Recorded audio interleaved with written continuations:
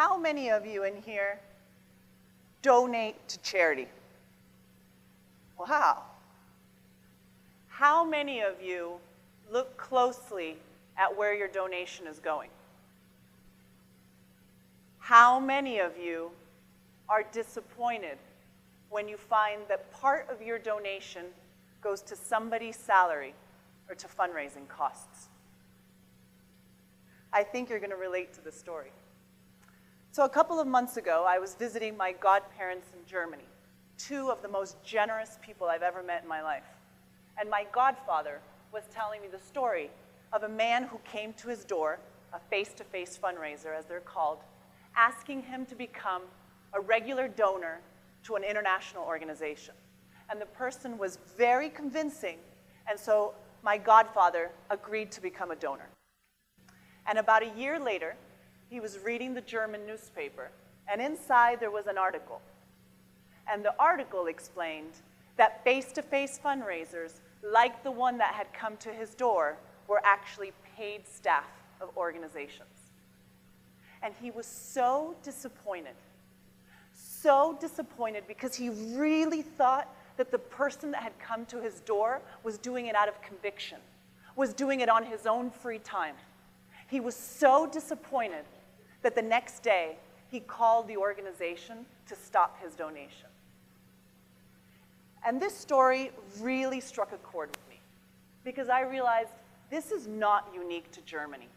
Exactly the same thing would happen here in Spain or in the UK or in the US. So it got me thinking, where does this perception of the nonprofit sector come from? And if you think about it, nonprofits traditionally have a series of characteristics. One, they're voluntary-based. Even in the times of Plato, 387 BC, Plato's Academy was formed, a group of volunteers working together to help their community. Two, religious altruistic figures, regardless of the religion, Hinduism, Islam, Christianity, the Mother Teresa figure, the one that leaves everything behind to go and help others. The concept of handouts, surplus food, surplus clothing being handed out to the needy. And in this model, there's very little room for administrative costs, because surely if you're running your operations by volunteers, by do-gooders, your administrative costs must be low. And as a result, today, this is the roots of the misperception of the nonprofit sector. This obsession that we have that the donation go 100% to the cause. The idea that nonprofits should be run by volunteers, and if we do have paid staff, they should have really low salaries. And the do-gooder mentality. It's good enough to do good. The journey of doing good is good enough, regardless of the end result. But guess what? The context today has shifted. Because today, we're no longer talking about a couple of altruistic souls. We're talking about major, ambitious objectives. And I'll give you an example. I work for the UN World Food Program. Do you want to know what our mission is? It's to eradicate hunger globally. Not reduce it by 5% or 10%, end global hunger. And I'll take that one step further. Last year, the Sustainable Development Goals were approved across the world. Of the 17 SDGs, the one that best relates to the World Food Program is number 2, zero hunger, by the year 2030. There are 795 million people in the world that are hungry right now. Do we want to talk about scaling up?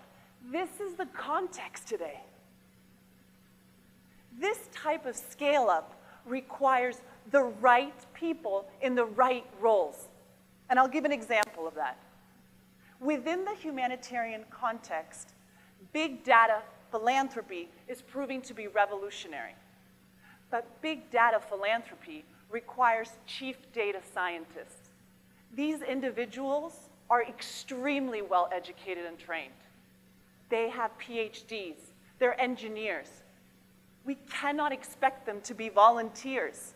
If we want to find a cure for malaria, if we're going to base it on volunteers, it's going to take 150 years. We need the right people in the right roles. And as a sector, the nonprofit sector, we need to embrace a shift in our internal cultures. We need to understand that as a sector, we need to do whatever it takes to reach our missions, whatever it takes. And guess what? Donors have changed as well. Because traditionally, a donor was pretty happy to write his check and go off his merry way. But today, a donor wants to know where his or her money is going and what's the impact of their donation. Consider this. Doctors. Doctors save lives. Doctors help humanity.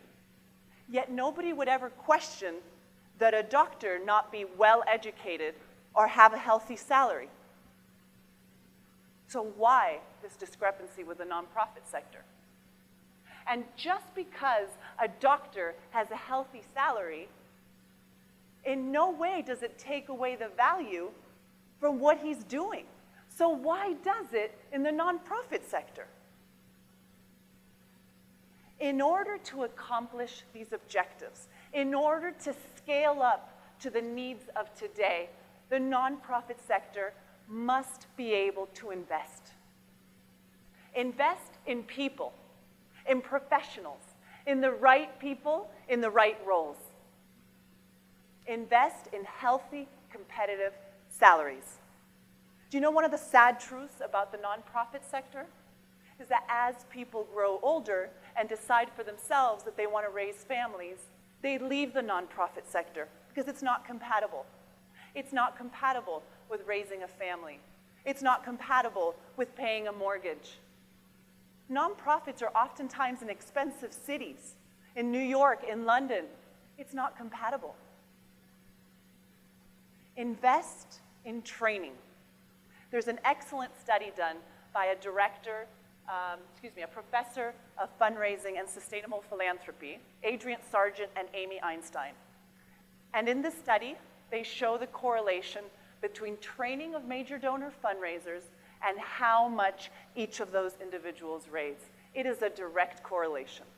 The more training, the more each one of those individuals raises for the organizations. Investing in measuring impact. Investing in communicating effectively to our donors, to society. And of course, investing in fundraising. Yes, investing in fundraising.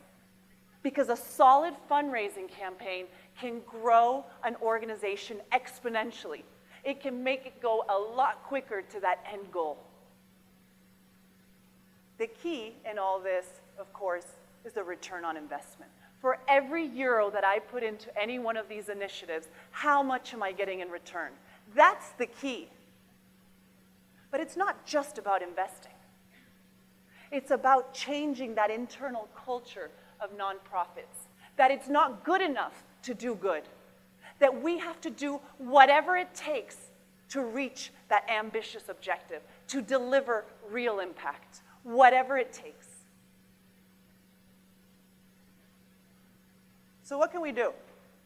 We have the suffocating cultural misperception. What can we do? We rebrand. Why not rebrand the charity sector? Use it as a catalyst for change.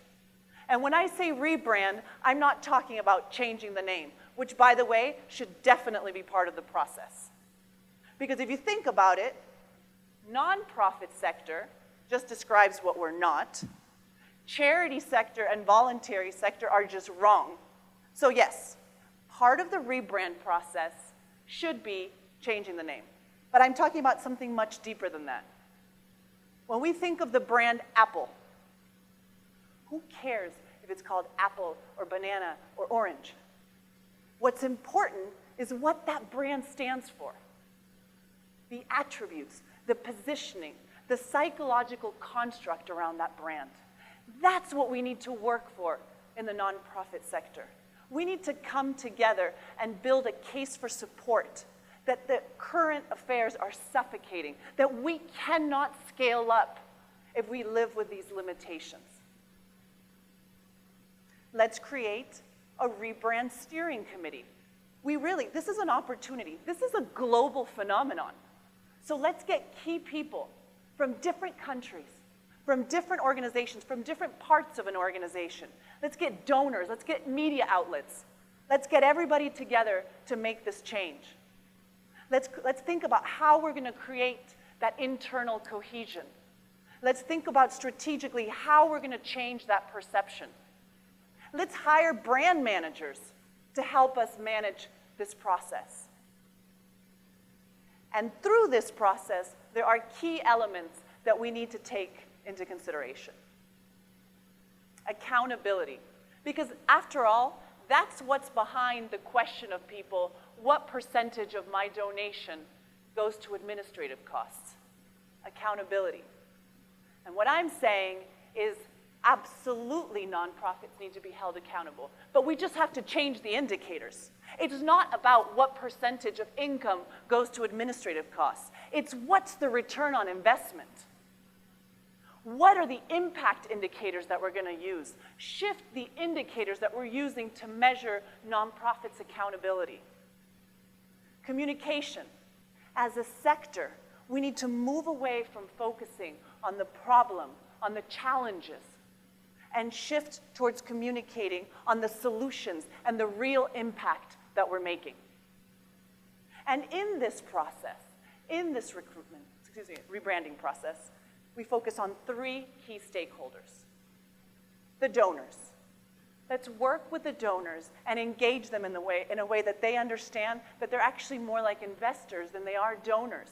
So it's okay if part of the investment goes to hiring the right people in the right roles, or for a fundraising campaign that's going to grow the funds exponentially. The media.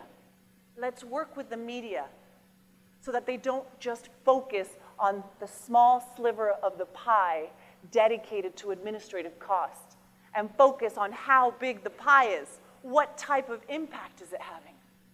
Look at the Ebola crisis. Look at the role and the impact of humanitarian organizations in the Ebola crisis. Why don't we focus on that?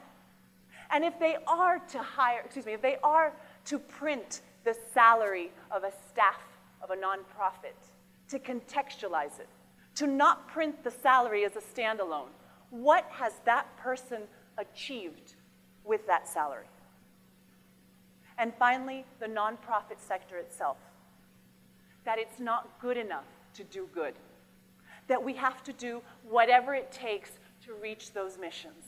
We have to be strategic. We have to think long-term and then work backwards.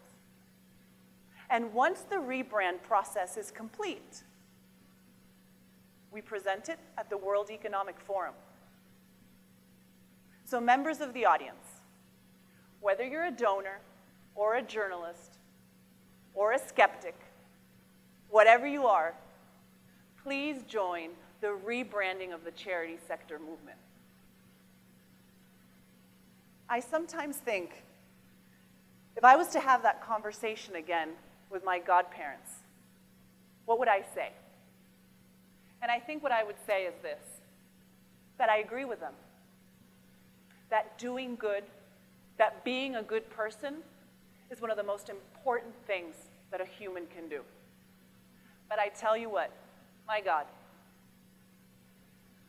if I could end world hunger in the lifetime of my children, as a mother, I cannot think of a better legacy to leave them with. Thank you.